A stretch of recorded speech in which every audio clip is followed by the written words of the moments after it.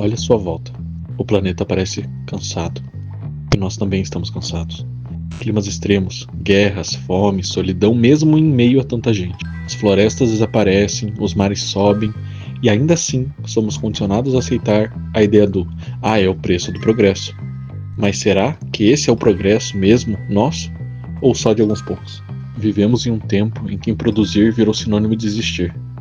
Trabalhar sem parar, consumir sem pensar, competir até o esgotamento. Até as pessoas estão doentes e a doença tem o mesmo nome: excesso. Hoje, ninguém precisa mandar a gente trabalhar.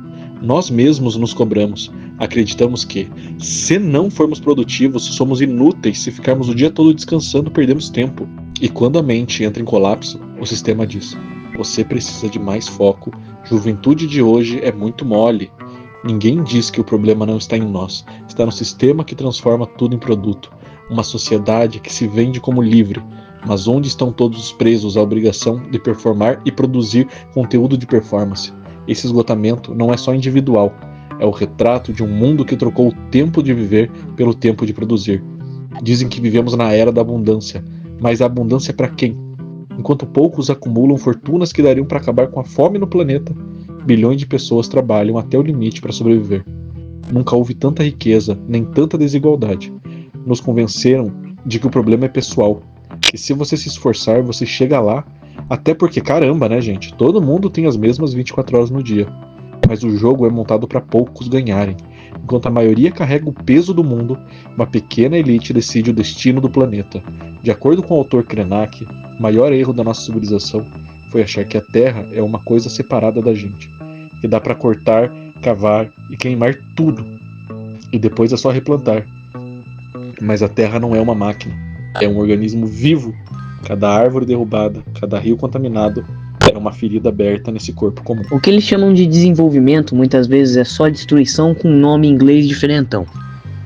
O Brasil é uma prova disso. Eles tratam a Amazônia como se fosse um depósito de recursos e que se está lá é para ser explorado. O pesquisador Bruno Malheiro chama isso de colonialismo interno. Um país que se comporta como colônia de si mesmo, sacrificando seu povo e suas florestas em nome de um lucro que nunca chega para quem precisa, só para quem não está no país ou muitas vezes nem brasileiro é. E, enquanto o planeta ferve no caos, eles dizem que a culpa é tua. Toma banho mais curto, recicla, compra produtos que não é testado em animal, investe no banco que tem crédito de carbono. E nós obedecemos, cheio de culpa, acreditando que estamos salvando o mundo. E que, nossa, como são legais essas empresas e bancos que têm consciência ambiental, né? E enquanto a gente tá aqui caindo nessa ladainha, tem bilionário, diva pop, político, todo mundo andando de jatinho particular indo para outro continente. Ou até indo num rolezinho suborbital só por diversão, emitindo tanto CO2 em 11 minutos no espaço quanto o IPCC recomenda para 8 anos. E tu aí se lascando para poder passar um fim de semana em Matinhos, olha lá. Essa é a maior ilusão do nosso tempo. Achar que os problemas estruturais se resolvem com atitude individual. A culpa não é do cidadão comum. É do modelo de economia que transforma tudo em lucro, inclusive a destruição. As guerras do século XXI não são mais ideológicas, elas são econômicas. É petróleo, gás, lítio, água. Cada bomba lançada é também uma linha que sobe nos gráficos de lucro. A indústria da destruição e a indústria da reconstrução são muitas vezes as mesmas empresas. Guerra, fome, crises, catástrofes, tudo vira oportunidade na mão desse povo. E, enquanto milhões fogem da miséria, quem lucra com a guerra constrói bunkers subterrâneos de luxo, prontos para sobreviver ao caos que eles mesmos causaram. Se o planeta colapsar, eles já têm onde se esconder. Mas, e a gente? Bom, a gente vai ficar com o apocalipse, talvez até o apocalipse zumbi, porque é mais fácil imaginar um apocalipse zumbi do que o fim do sistema capitalista e a reconstrução do planeta. E um sistema que quer se manter de pé, ele precisa de uma distração.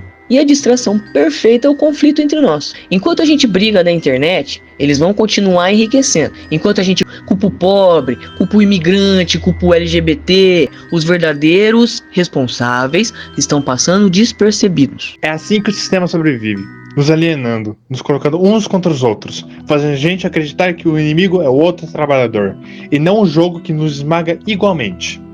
Não existe salvação individual no planeta coletivo. A saída é pela união e pela educação e conscientização. pela cooperação entre quem produz, entre quem vive do próprio trabalho e cuida da terra. Isso significa fortalecer comunidades locais, apoiar quem protege a floresta, quem planta de forma justa, quem compartilha em vez de acumular, quem realmente alimenta a nossa população. Significa entender que não há futuro para a humanidade sem justiça social e não há justiça social sem equilíbrio ecológico. A verdade é que o estrago já não é mais reversível. O planeta que conhecemos não vai voltar a ser o mesmo e talvez nunca volte. Mas ainda dá para mudar o rumo das coisas.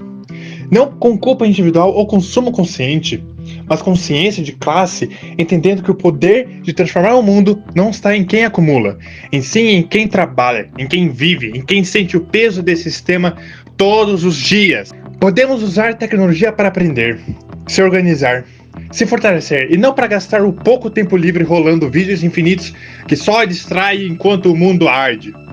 Podemos transformar a exaustão em ação coletiva e o cansaço em solidariedade, porque o planeta vai continuar com ou sem a gente. O que está em jogo é a nossa espécie e todas as outras que não têm nada a ver com a ganância de quem comanda esse jogo.